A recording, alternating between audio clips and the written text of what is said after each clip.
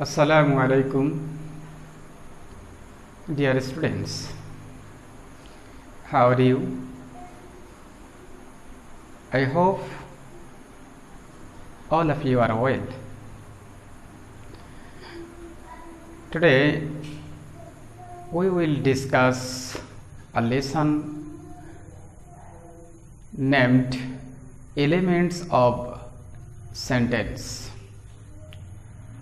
আজকে আমাদের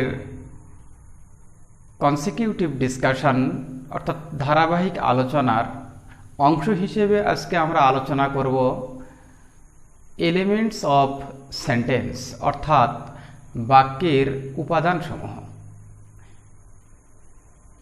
ইংরেজিতে বাক্য গঠন করতে কে না চায়? যেহেতু English is an international language, so every student desires to make an English sentence. তাহলে আমাদের ইংলিশ সেন্টেন্স মেকিং যেহেতু আমাদের একটা ডিজায়ার, এই ডিজায়ারকে ফুলফিল করতে গেলে আমাদের প্রথমে জানতে হবে ইংলিশ সেন্টেন্স তথা ইংরেজি বাক্য তৈরি করতে গেলে কি কি উপাদান প্রয়োজন হয়, সেই বিষয়ে আজকে আমাদের presentation.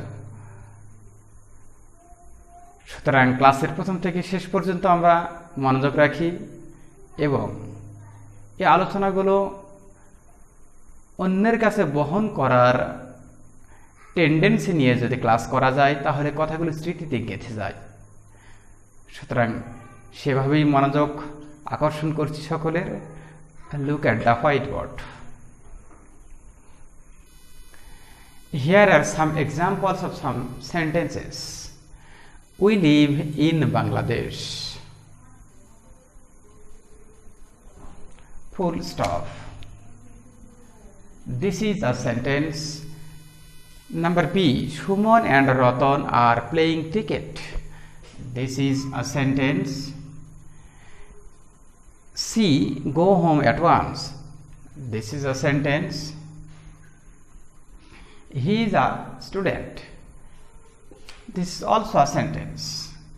Here we find 4 sentences. Have you understood? আমরা এসব বাক্যের মধ্যে কি উপাদান খুঁজে পাই, সেই উপাদানের সাথে যদি আমাদের পরিচিতি ঘটে আর ওই উপাদানগুলো যদি আমরা সাজিয়ে লিখতে পারি তাহলে আমরাও ইংরেজি বাক্য বানাতে পারবো। আমাদের একটা লং ডিজায়ার ফুলফিল হবে। সুতরাং ডিয়ার স্টুডেন্টস, এসো সবাই কি করে আমরা ইংরেজি বাক্য বানাতে পারি, ইংরেজি বাক্যের উপাদানসমূহ চিনতে পারি, সেদিকে আসা যাক। এই বাক্যে আমরা লক্ষ্য করছি উই লিভ ইন বাংলাদেশ। এখানে we subject, live in Bangladesh predicate. আমরা ডেফিনিশন পরে আসব, আগে পরিচয় করে দিচ্ছি। Subject live in Bangladesh, predicate this is subject and live in Bangladesh totally 3 words predicate. Shumon and Ratan, this is subject, are playing cricket, this is predicate. তাহলে আমরা লক্ষ্য করতেছি বাক্য গঠন করতে গিয়ে আমাদের যে কম্পোনেন্ট এলিমেন্ট পাচ্ছি সাবজেক্ট প্রেডিকেট, সেটা আমাদের জানা দরকার, সেই সংজ্ঞায় আমরা আসব।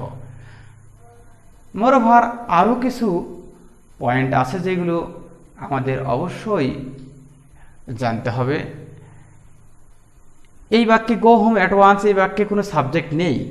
যখন কোনো বাক্যে সাবজেক্ট থাকে না তখন আমাদেরকে ভেবে নিতে হবে যে এখানে একটা সাবজেক্ট আছে এবং সেটা হলো ইউ।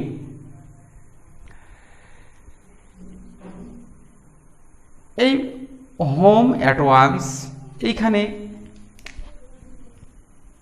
এই অংশটির একটি নাম আছে। বাক্যে যখন কখন কোথায় কিভাবে বসে সেটাকে অ্যাডভার্ব, কয়েকটি ওয়ার্ড মিলে অ্যাডভার্বের কাজ করলে তাকে আমরা বলবো অ্যাডভার্বিয়াল। আমরা অ্যাডভার্বিয়াল আমাদের আলোচনা আছে। ক্রিকেট, সুমন এবং রতন খেলছে। কি খেলছে? ক্রিকেট। এটি একটি অবজেক্ট। কি খেলছে? ক্রিকেট। এটি একটি object. He is a student.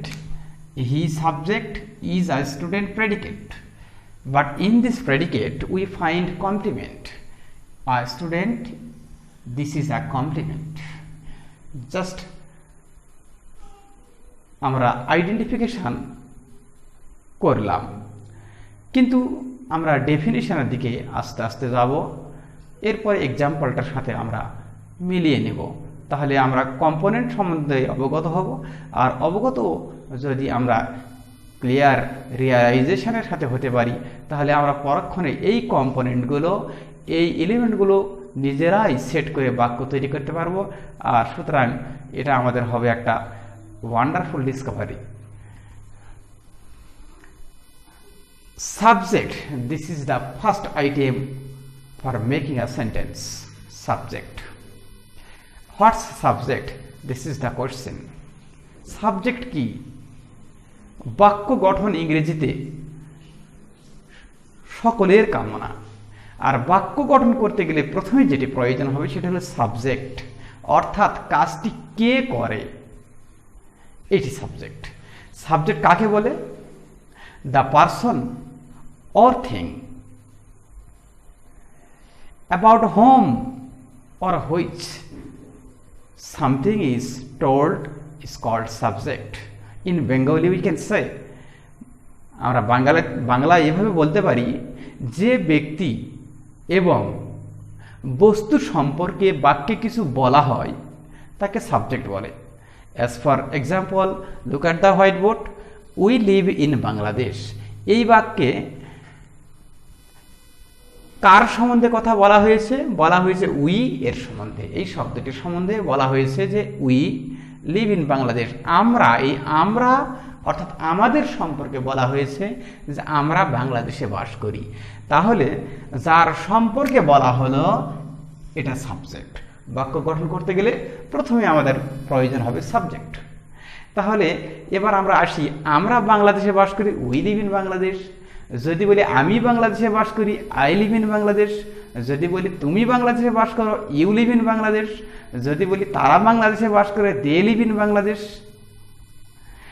এইভাবে যদি বলি সুমন এবং রতন বাংলাদেশে বাস করে, Suman and Ratan live in Bangladesh. তাহলে এইভাবে আমরা আলাদা আলাদা সাবজেক্ট এখানে বসিয়ে এরকম হাজার রকমের বাক্য তৈরি করতে পারবো। যদিও টেন্স অনুযায়ী ভার্বের কিছু রূপান্তর ঘটবে, কখনো এস, কখনো পাস্ট ফর্ম করতে হবে, কখনো হ্যাভ হ্যাজ হ্যাডের প্রয়োজন হবে। This is separate matter. কিন্তু প্রথমে আমাদের জানতে হবে এই সাবজেক্টটা আলাদা আলাদা বসিয়ে আমরা নতুন নতুন বাক্য তৈরি করতে পারি। Now come to the second point, predicate. What's predicate? বাক্য গঠন করতে প্রধানত দুইটি কম্পোনেন্ট, দুইটি এলিমেন্ট প্রয়োজন, একটি সাবজেক্ট আর একটি প্রেডিকেট। এই বাক্যে আমরা দেখলাম উই সাবজেক্ট, তাহলে লিভ ইন বাংলাদেশ এটা কি? প্রেডিকেট। অর্থাৎ যে ব্যক্তি বা বস্তুর সম্বন্ধে কিছু বলা হয় তাকে সাবজেক্ট। আর প্রেডিকেট বলা হয় what is said about the subject is called the predicate. অর্থাৎ এই সাবজেক্ট সম্বন্ধে যা কিছু বলা হয় এই পুরোটাকে বলা হয় একটা প্রেডিকেট। এখানে যেমন উই সম্বন্ধে বলা হলো লিভ ইন বাংলাদেশ, এই লিভ ইন বাংলাদেশ এটা একটা প্রেডিকেট। তাহলে dear students, I think it's clear to you যে যার সম্বন্ধে কথা বলা হচ্ছে সাবজেক্ট, সাবজেক্ট সম্বন্ধে যা কিছু কথা বলা হচ্ছে সেটা হলো প্রেডিকেট। তাহলে এই প্রেডিকেট এখানে লিভ ইন বাংলাদেশ আছে, আমরা সাবজেক্টে ঠিক রেখে আলাদা আলাদা প্রেডিকেট বসিয়ে আলাদা আলাদা বাক্য তৈরি করতে পারবো। এখানে বলা হচ্ছে লিভ ইন বাংলাদেশ, বাংলাদেশে বাস করি। আমরা যদি বলি উই ইট রাইস, আমরা ভাত খাই, আবার তাহলে একটি বাক্য। আবার যদি বলি উই ড্রিঙ্ক ওয়াটার, আমরা পানি পান করি, তাহলে একটি বাক্য হয়ে গেল। যদি বলি উই রিড নিউজ পেপার, আমরা সংবাদপত্র পড়ি, তাহলে আবার একটা বাক্য হলো। যদি বলি দে প্লে ফুটবল, তারা ফুটবল খেলে, তাহলে একটি বাক্য হলো। So it's an easy task, সহজ একটা কাজ।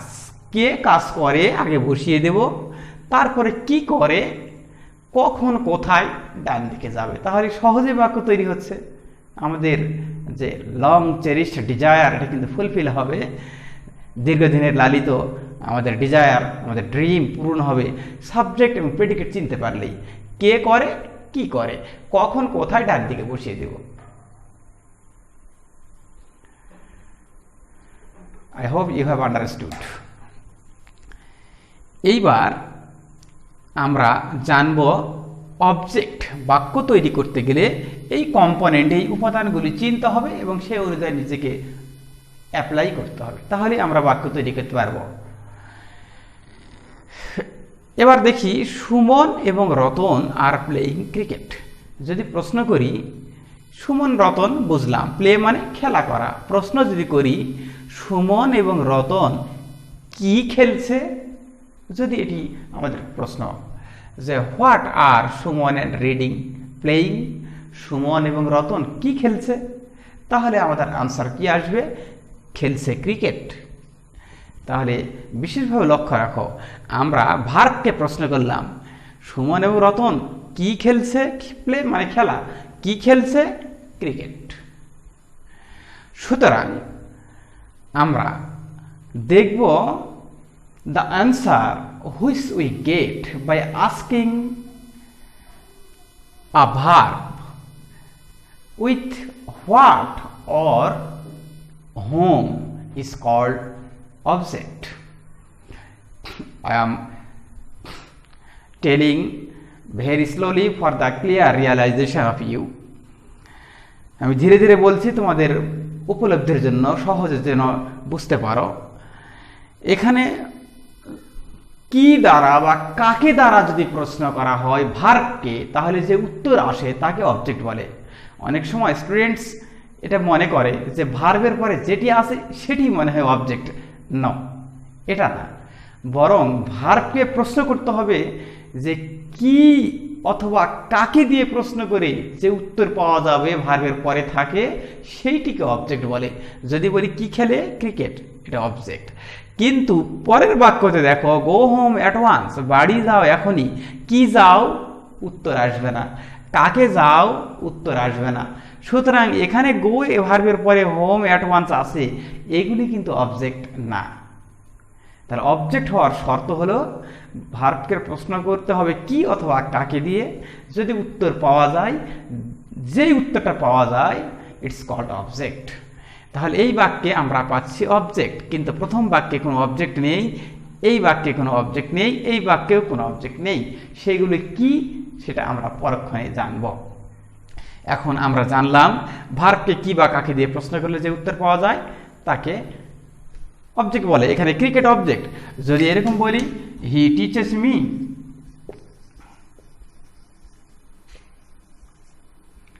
ইংলিশ, তিনি আমাকে শেখান, এটা ভার্ব, এটা অবজেক্ট, এটাও অবজেক্ট। তিনি শেখান, কি শেখান, ইংলিশ, এটা অবজেক্ট। কাকে শেখান, আমাকে। সুতরাং কাকে আর কি, এই কাকে এবং কি দিয়ে যদি প্রশ্ন করে যেটা উত্তর পাচ্ছি সেটি অবজেক্ট। আর যদি কাকে বা কি বাদ দিয়ে অন্য কিছু ডানে থাকে সেই এক্সটেনশন বলে। এই এক্সটেনশনের মধ্যে কমপ্লিমেন্ট থাকতে পারে, অ্যাডভার্বিয়াল থাকতে পারে, সেই বিষয়ে আমরা একটু পরেই আলোচনায় আসছি। তাহলে আমরা কম্পোনেন্ট হিসেবে সাবজেক্ট সম্বন্ধে রিয়েলাইজেশন পেলাম, প্রেডিকেট সম্বন্ধে জানলাম, অবজেক্ট সম্বন্ধে জানলাম। এইবার complement. What is complement? The different identity of subject or object is called complement. অর্থাৎ সাবজেক্ট এবং অবজেক্টের যে আলাদা পরিচয় তাকেই বলা হয় complement. As for example, you can look at the number D example. এখানে নাম্বার ডি এর যে এক্সাম্পল সেখানে দেখতে পারো, হি ইজ আ স্টুডেন্ট। এই হি এরই পরিচয় স্টুডেন্ট। এখানে কিন্তু দেখো সুমনের পরিচয় ক্রিকেট না, সুমন খেলে কি, ক্রিকেট, এটা অবজেক্ট। কিন্তু এখানে বলা হচ্ছে হি ইজ আ স্টুডেন্ট, সেই হলো ছাত্র, এই সে এর পরিচয় হলো ছাত্র। তাহলে এইটাকে বলা হচ্ছে complement. This is not object but complement. তাহলে এইটা সাবজেক্ট, এটা কমপ্লিমেন্ট। যখন ভার্বের আগে এবং পরে একই ব্যক্তি একই বস্তুকে ইন্ডিকেট করবে তখন সাবজেক্টকে বুঝালে এর নাম সাবজেক্টিভ কমপ্লিমেন্ট, আর অবজেক্টকে যদি বুঝায় তার নাম অবজেক্ট কমপ্লিমেন্ট। যেমন এরকম, উই ইলেক্টেড হিম ক্যাপ্টেইন, আমরা তাকে ক্যাপ্টেন নির্বাচিত করলাম। এইবার এই হিমের পরিচয় হলো ক্যাপ্টেন, আমরা তাকে নির্বাচিত করলাম, কি নির্বাচিত করলাম? ক্যাপ্টেন। এই ক্যাপ্টেনটা হলো হিমের কমপ্লিমেন্ট। অর্থাৎ যখন সাবজেক্টের পরিচয় বলে দিবে তার নাম সাবজেক্ট কমপ্লিমেন্ট, আর যখন অবজেক্টের পরিচয় বলে দিবে তখন তার নাম object complement. Dear students, I think it's clear now. যখন কি বা কাকে দিয়ে প্রশ্ন করব অবজেক্ট, কিন্তু কি বা কাকে দিয়ে নয় বরং সাবজেক্টেরই পরিচয় বলে দিবে তখন এটা কমপ্লিমেন্ট, অবজেক্টের পরিচয় বলে দিবে তখন অবজেক্টিভ কমপ্লিমেন্ট। এইভাবে আমরা বাক্য তৈরি করার সময় অবজেক্ট না পেলেও কমপ্লিমেন্ট বসিয়ে বাক্য তৈরি করতে পারি। সাবজেক্ট, ভার্ব, অবজেক্ট অথবা কমপ্লিমেন্ট। আর এই যে ভার্ব থেকে ডান দিকে যত কিছু আছে পুরোটার নাম হলো প্রেডিকেট। তাহলে সাবজেক্ট, প্রেডিকেট, এই প্রেডিকেটের মধ্যে আমরা পাচ্ছি অবজেক্ট, পাচ্ছি কমপ্লিমেন্ট, পাচ্ছি। এবার আমরা পাচ্ছি ভার্ব। এমন কোনো বাক্য নেই যেটা গঠিত হতে পারে ভার্ব ছাড়া। হ্যাঁ, অনেক সময় উজ্জ্ব থাকতে পারে, কিন্তু যেমন আমরা বলি ওয়াটার প্লিজ, অর্থাৎ গিভ মি ওয়াটার প্লিজ, এখানে গিভ আছে, উজ্জ্ব আছে। অর্থাৎ ভার্ব ছাড়া কোনো বাক্য থাকতে পারে না। তা আমাদের তাহলে পার্টস অফ স্পিচ আমরা পড়বো, সেখানে তো আমরা শিখবো। তার আগে আমাদের একটু জানতে হবে বাক্যের অংশ হিসাবে যেটা একটা মেজর পার্ট ভার্ব, সেটা সম্বন্ধে আমরা একটু জানবো। ভার্ব, এই ভার্ব মিন্স ক্রিয়াপদ। To do something, to be or to do something, হওয়া বা করা, যে কোনো কাজ হওয়া অথবা করা, এটার নাম হলো ভার্ব। এই ভার্বটার পজিশনটা কোথায় আমরা দেখব, বাক্য, সাবজেক্ট, ভার্ব। এইভাবে আমরা হাজার হাজার লক্ষ লক্ষ ইংরেজি বানাতে পারবো এই অল্প সময়ের ক্লাস করে।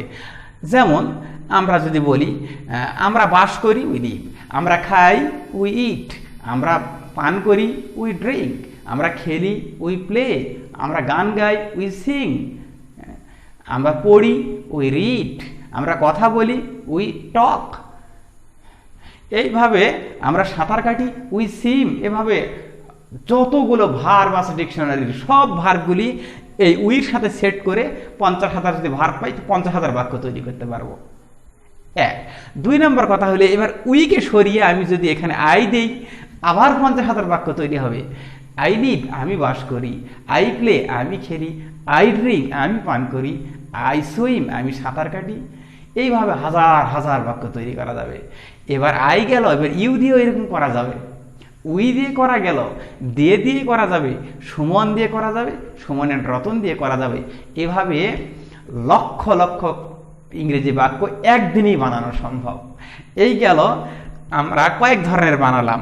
আবার এই লিভ বা ড্রিঙ্ক বা প্লে এরপরে অবজেক্ট যোগ করে we drink water, we drink milk, we drink coffee, we eat rice, we eat mangoes. এইভাবে অনেক কিছু অবজেক্ট নতুন নতুন যোগ করে বাক্য তৈরি করতে পারবো।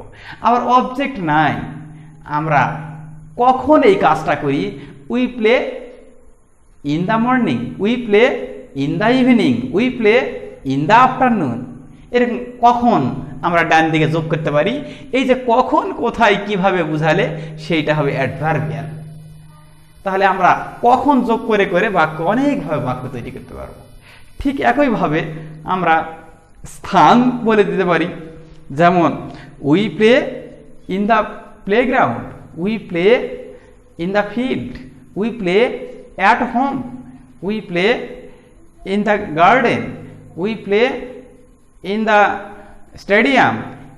এইভাবে ইন দার পরে অনেক কিছু বা অ্যাটের পরে অনেক কিছু স্থান দিয়ে আমরা বাক্য তৈরি করতে পারি। তা ডিয়ার স্টুডেন্টস, আমাদের কত ইজিলি আমরা শিখলাম সাবজেক্ট যার কথা বলা হয় এবার কি করে সে কাজটা, এবার কখন কোথায় ডান দিকে যাবে, তাহলে আমরা খুব সহজেই বাক্য তৈরি করতে পারলাম।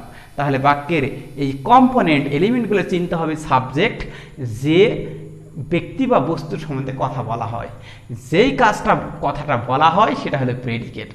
এই প্রেডিকেটের মধ্যে প্রধান হলো ভার্ব, ভার্বের পরে কি বা কাকে দিয়ে যেটা উত্তর পাওয়া যাচ্ছে সেটি অবজেক্ট, আর এই ব্যক্তির যদি পরিচয় থাকে সেটার নাম কমপ্লিমেন্ট। আর কখন কোথায় কিভাবে যদি ডান দিকে থাকে তাহলে সেটা হলো অ্যাডভার্ব অর অ্যাডভার্বিয়ালস।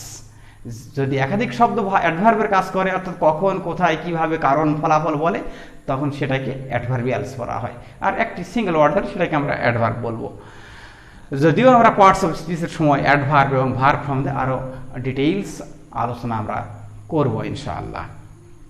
তাহলে এইখানে আরও একটি জিনিস আমি বলতে চাই যে কাকে দ্বারা প্রশ্ন করলে অবজেক্ট পাওয়া যায়, কি দ্বারা প্রশ্ন করলেও অবজেক্ট পাওয়া যায়।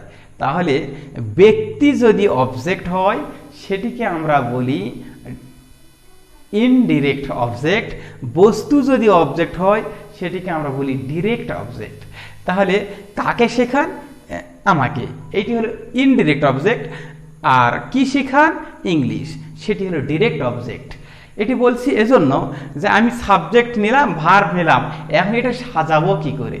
সাজানোর সময় আমরা কি করব? প্রথমে ব্যক্তিরা নিব, পরে বস্তুটা নিব।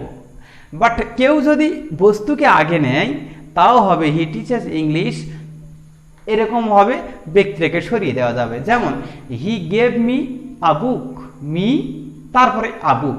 কিন্তু কেউ যদি আ বুক আগে দেয়, he gave a book to me, তখন কিন্তু একটা প্রেপোজিশনের অনেক সময় প্রয়োজন হয়, কখনো প্রয়োজন হয় কখনো হয় না। তো সেই জন্য আমরা সবচেয়ে উত্তম হলো ব্যক্তিটাকে আগে নেব, কখনো তারপরে বস্তুটাকে নেব। ব্যক্তিটা হলো ইনডিরেক্ট অবজেক্ট আর বস্তুটার নাম হলো ডিরেক্ট অবজেক্ট। আর যেই ক্ষেত্রে আমরা এই ব্যক্তির পরিচয় না তুলে ধরলে আমরা তাকে নির্বাচিত করলাম, কি নির্বাচিত করলাম? তার পরিচয় না তুলে ধরলে যখন অর্থ পরিষ্কার হয় না, তখন প্রয়োজনে এর একটা কমপ্লিমেন্ট অর্থাৎ পরিপূরক হিসাবে তার পরিচয় প্রদান করা হয়, এইটার নাম হলো কমপ্লিমেন্ট। আবার এটাকে ফ্যাক্টিটিভ অবজেক্টও বলা হয় বা কমপ্লিমেন্টারি অবজেক্টও এটাকে বলা হয়ে থাকে। তাহলে আমরা আশা করি ডিয়ার স্টুডেন্টস তোমরা সেন্টেন্স গঠন সম্বন্ধে তোমাদের যেটা ভীতি সেটা দূর হয়ে গিয়েছে, সেন্টেন্সের এলিমেন্টসগুলি তোমরা বুঝেছো এবং এই এলিমেন্টসগুলি তোমরা বাক্যের মধ্যে প্রয়োগ করতে পারবে আশা করা যায়। আমরা আজকে সেন্টেন্সের এলিমেন্ট এবং প্রয়োগ সম্বন্ধে শিখলাম। আগামী দিনে আবার নতুন চ্যাপ্টার নিয়ে কথা হবে। ছাড়াও আমরা এগুলোর অ্যাপ্লাইড ক্লাস আবার একদিন করব, যে সরাসরি প্রয়োগ দেখানো হবে কি করে বাক্য তৈরি করা যায়, একটি শব্দ দিয়ে একটি ভার্বকে গ্রহণ করে আবার আরেকটি ভার্ব গ্রহণ করে আবার আরেকটি ভার্ব গ্রহণ করে, এভাবে যেন হাজার হাজার শব্দ দিয়ে হাজার হাজার বাক্য কী করে তৈরি করা যায় সেই বিষয়ে আমরা কথা বলবো। এরপরে আমাদের আলোচনা থাকবে পারসন, তারপরে টেন্স এবং গ্রামাটিক্যাল। এমন কোনো আইটেম থাকবে না ইনশাআল্লাহ যেটা আমরা রেখে যাব। প্রত্যেকটা আইটেম সম্বন্ধে আমরা ইন ডিটেইল আলোচনা করার চেষ্টা করব। সেজন্য তোমরা নিয়মিত ক্লাসে থাকবে, লাইক কমেন্ট শেয়ার করে, এবং সাথে এই ইংলিশ গ্রামার চ্যানেলটি সাবস্ক্রাইব করবে এবং পাশে থাকা বেল বাটনটি তোমরা ক্লিক করবে। No more today. That's the end of our class. Assalamu alaikum.